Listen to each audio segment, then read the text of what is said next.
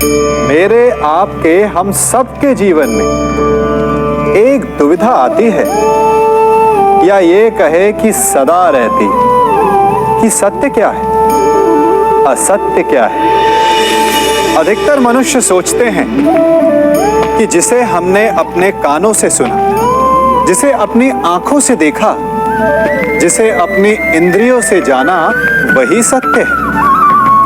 क्या सच में यही सत्य है? ये भी तो हो सकता है कि जिसे हमने देखा, सुना, जाना, वो असत्य का प्ररूप हो। विचित्र पहेली है ना? तो क्या मन में जो है वो सत्य है? नहीं, क्योंकि मन तो कल्पना को भी सत्य मान लेता है। तो सत्य है क्या? सोचिए, सत्य वो नहीं जिसमें हमारा हानि लाभ छिपा हो। सत्य वो नहीं जिसे तोड़ा मरोड़ा जा सके। सत्य वो है जिसमें जीव मात्र का कल्याण छिपा हो। सत्य वो है जिसमें कटाक्ष ना हो, प्रेम हो। सत्य वो है जिसमें स्वागत हो। जिस प्रकार शरबत कभी कड़वा नहीं हो सकता, उसी प्रकार सत्य भी तीखा, कटु या चोट पहुंचाने वाला नहीं हो सकता। इसी नाते कभी कभी असत्य भी सत्य का ही एक रूप होता है। मनुष्य का सबसे बड़ा गुण यह है कि वो सदा अथक परिश्रम करता है, और मनुष्य की सबसे बड़ी त्रुटि यही कि वो सदा छोटा मार्ग चुनता है। कदाचित इसीलिए वो वरदान चाहता है, कदाचित इसीलिए वो श्राप से भय खाता है। परंतु जय विजय हानि लाभ की भांति ही श्राप और वरदान केवल भाव मात्र हैं। तब कौन सा वरदान श्राप बन जाए और कौन सा श्राप वरदान में सिद्ध हो जाए, ये केवल मनुष्य के कर्मों पर निर्भर करता है। विष पीकर शंकर महादेव हो गए और अमृत पान करके भी राहु केतु असुर ही रहे। तो सब खेल है केवल भाव और कर्मों का। यदि कर्म और लक्ष्य उचित हो तो श्राप को वरदान बनते देर नहीं लगती, और यदि कर्म अनुचित हो तो वरदान भी श्राप बन जाता है। कभी कभी आप सबके जीवन में एक ऐसी विचित्र समस्या अवश्य आती है कि शक्तिशाली के समक्ष मौन हो जाओ। उस शक्तिशाली से विवाद करने से बचने के लिए आप मौन रह जाते। मानता हूं, ऐसा करने से आप एक विवाद से बच जाते, एक संघर्ष से बच जाते। परंतु ऐसा बचाव एक बड़े संघर्ष को जन्म दे देता है। कैसे?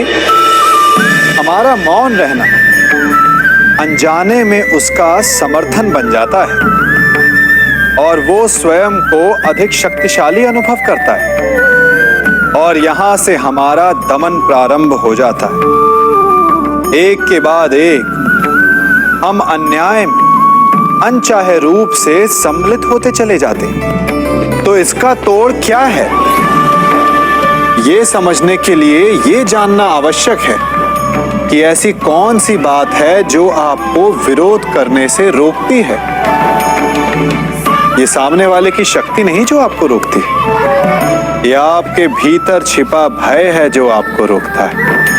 हाँ, कभी कभी भय आपकी सुरक्षा अवश्य कर सकता है, परंतु साथ साथ ये भी जानना आवश्यक है कि ये भय ही है जो आपको मौन भी रखता है। इसलिए अपने मन से भय को निकालिए और खुलकर अनीति का, अन्याय का विरोध कीजिए, और फिर देखिएगा आपका मन कितना मुक्त, कितना हल्का अनुभव करेगा।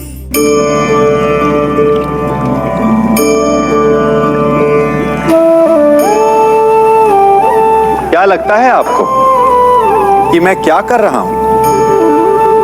मैं इस जल में अपना प्रतिबिंब देखने का प्रयास कर रहा हूं।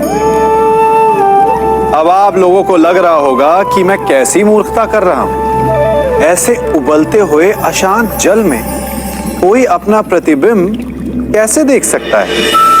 जिस प्रकार प्रतिबिंब केवल शांत जल में देखा जा सकता है, उबलते हुए जल में नहीं, उसी प्रकार क्रोध में उबलता मनुष्य ना कुछ देख पाता है, ना कुछ सुन पाता है।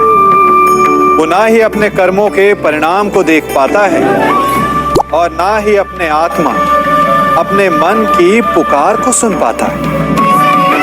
क्रोध भी इसी उबलते हुए जल के समान होता है और वो किसी और को जलाने की क्षमता भी रखता है, परंतु वो भी स्वयं इस उबलते हुए जल के समान भाप बनकर समाप्त होता जाता है। इसलिए विपरीत परिस्थितियों में शांत रहना मनुष्य के लिए आवश्यक है, ताकि वो अपनी आत्मा, अपने मन के प्रतिबिंब को देखकर निर्णय ले सके कि क्या उचित है और क्या अनुचित। हमारे जीवन में दो प्रकार के व्यक्ति होते हैं, पहला मित्र और दूसरा शत्रु। मित्र हमें भाते हैं और शत्रुओं से हमें घृणा होती है। मित्रों के लिए हम अपने प्राणों पर खेल जाते हैं और शत्रुओं के प्राण लेने पर तुले रहते हैं। यही होता है ना? परंतु मित्र कौन है और शत्रु कौन, इसकी परिभाषा जान लेना भी महत्वपूर्ण है। कभी कभी हमारे मित्र हमारी हां में ना करते हैं, हमारी इच्छा पूर्ति में बाधा बनते हैं, और कभी कभी हमारे शत्रु हमारी इच्छा पूर्ति में हमारे सहयोगी होते हैं। तो एक मित्र हमारे मार्ग में बाधा क्यों बनेगा और एक शत्रु हमारे मार्ग से कांटा क्यों हटाएगा? क्योंकि कभी कभी हमसे अधिक हमारे शत्रु और मित्र हमारा भविष्य देख सकते हैं। इसलिए यदि शत्रु और मित्र को पहचानना है तो सबसे पहले अपने भविष्य को देखिए कि कौन उसे सार्थक करने में सहयोग करता है और कौन असहयोग। यही शत्रु और मित्र की परिभाषा है। कोई कार का नियम है कि वो शक्ति से संचालित होता है। सूर्य में तेज है इसीलिए उसकी पूजा की जाती है। चंद्रमा में आलोक है इसीलिए उसे रात्रि का देव माना जाता है। शक्ति से सभी आकर्षित होते हैं, परंतु कभी कभी यही शक्ति समस्या का कारण भी बन जाती है, क्योंकि शक्तिशाली वो भी हो सकता है जिसका मंतव्य शुभ ना हो, जिसका मन बुरा हो। और ऐसे में यदि उस शक्ति के प्रति संतान का आकर्षण बढ़ जाए तो माता पिता क्या करें? माता पिता का कर्तव्य यही बढ़ जाता है। इसलिए बालकों को सिखाएं कि वास्तविक शक्ति वही है जो शुभ करे, जो विकास करने में सक्षम हो, विध्वंस में नहीं। शक्ति का उचित प्रयोग करना ही बालकों को सिखाना माता पिता का धर्म है। दृष्टिकोण क्या होता है? दृष्टिकोण वो नहीं जो हमें वो दिखाए जो दिखता है। दृष्टिकोण वो होता है जो हमें दृष्टि के परे देखने की शक्ति दे। ये दृष्टिकोण ही तो है जो किसी को सागर का अर्थ खारा जल समझता है तो किसी को मोती का घर दिखलाता है, किसी को डूबने योग्य अतः जल दिखलाता है तो किसी को संसार के जन्म लेने की गोद दिखलाता है। महत्वपूर्ण वो नहीं जो आपके समक्ष है, जो आपको दिखता है।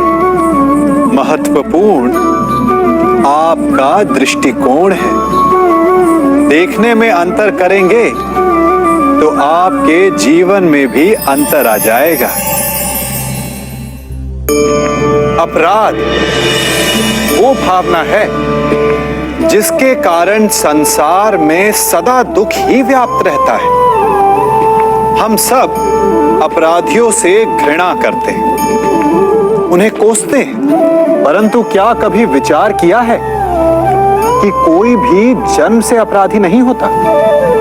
तो ऐसा क्या कारण है कि कोई इतना बुरा बन जाता है कि वो बुराई की सीमाएं ही पार कर जाए? कारण है कामना। यदि कामना पर नियंत्रण ना रखा जाए, यदि कामना को पूर्ण करने के लिए परिश्रम ना किया जाए, तो वो तृष्णा में बदल जाती है, और तृष्णा लालच में, और लालच छल में, और छल करते ही मनुष्य अपराध की ओर अपने पग बढ़ा देता है। इसलिए यह अत्यंत आवश्यक है कि मन की कामनाओं पर नियंत्रण रहे। यदि मन पर नियंत्रण रहेगा तो अपराध पर स्वयं ही नियंत्रण हो जाएगा। इस फल को देख रहे हैं आप? अभी अभी अपनी डाल से अलग हुआ है। बड़ा दुख होता है ना जब आप अपने उद्गम से अलग होते हैं, परंतु ये दूरी भी आवश्यक है। अब इस फल को ही ले लीजिए। अपने जीवनदाता वृक्ष से अलग होकर ये ना केवल किसी की भूख शांत करेगा, अपितु इसके भीतर के बीज से एक नए वृक्ष का सृजन भी होगा और कई नए फल जन्मेंगे। सृजन की प्रतिक्रिया में पीड़ा आवश्यक है। यदि पीड़ा नहीं होगी तो सृजन नहीं होगा।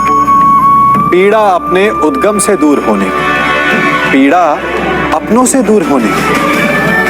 इस फल की भांति हम मनुष्यों को भी अपने उद्गम से, अपने सगे संबंधियों से अलग होना पड़ता है, और यही अलगाव एक नए सृजन को, एक नई सृष्टि को, एक नए विकास को जन्म देता है। इसलिए ऐसे अलगाव से दुखी मत होइए, उसका स्वागत कीजिए, क्योंकि ये विकास की नींव है।